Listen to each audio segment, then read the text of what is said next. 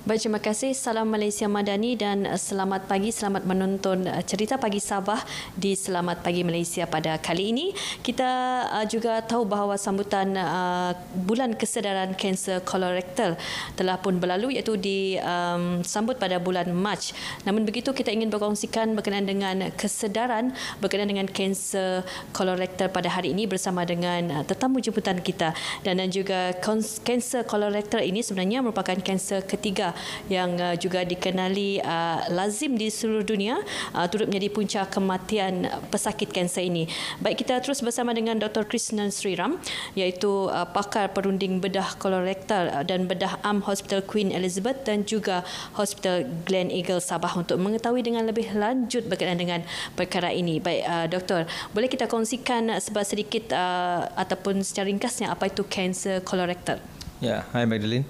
Okey, kanser kolorektal ni adalah sesuatu kanser yang jadi di mana di usus kita, di usus besar dan juga kita panggil rectum, iaitu dubur.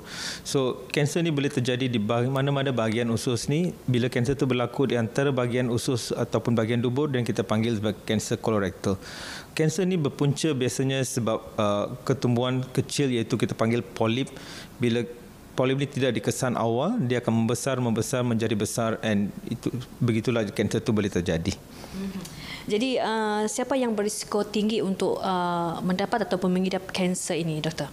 Those yang mempunyai risiko yang lebih tinggi yang boleh kita ubah ialah dari segi cara hidup. Cara hidup antara risikonya ialah badan yang besar, obesity, mempunyai cara hidup yang teruk, iaitu very sedentary lifestyle, tidak buat exercise, selalu di rumah, is also higher risk untuk mendapat kanser. Seseorang yang mempunyai habit seperti merokok juga mempunyai risiko yang lebih tinggi, dan seseorang yang cara pemakanan in terms of kurang serat makanan ataupun makanan yang sangat banyak makan processed food, yang makanan yang telah diproseskan. So golongan ini mempunyai risiko lebih tinggi. Ini yang kita boleh ubah. Kalau kita tukar cara hidup kita dari pemakanan kita, we can actually reduce the risk in terms of this. Tapi ada juga golongan yang mana risiko ni yang kita tidak dapat ubah. In terms of umur, we cannot bring down the age. Kita tak dapat kurangkan umur tu. Bila usia meningkat, risiko untuk mendapat kanser pun meningkat juga. Ataupun seseorang itu mempunyai sejarah keluarga.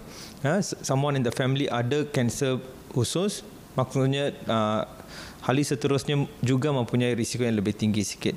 Ataupun seseorang itu sendiri pernah mendapat kanser ataupun pernah ada masalah polip dalam usus dia.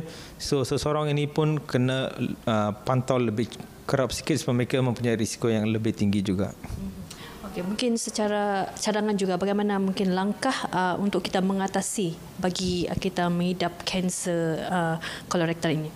Okey, mengelakkan 100% memang susah nak katakan, tetapi kita boleh mengubah cara hidup kita. Macam saya katakan awal tadi tu, kita berhentikan merokok, kurangkan minum arak, makanan yang lebih berserat, kurangkan makanan yang berproses semua tu, and then berat badan tu kurangkan juga sekali, and then lead a healthy lifestyle, macam pergi exercise, bersenam at least 2-3 kali satu minggu begitu. All this is very important. Yang paling penting ialah bila masa untuk kita buat ujian saringan, iaitu umur 50 tahun, pergilah buat ujian saringan itu. So ujian saringan ini sangat penting, bukan saja untuk mengesan kanser, tapi untuk mengesan polip dan untuk membuangnya pada masa yang sama sebelum dia menjadi kanser yang lebih mudarat.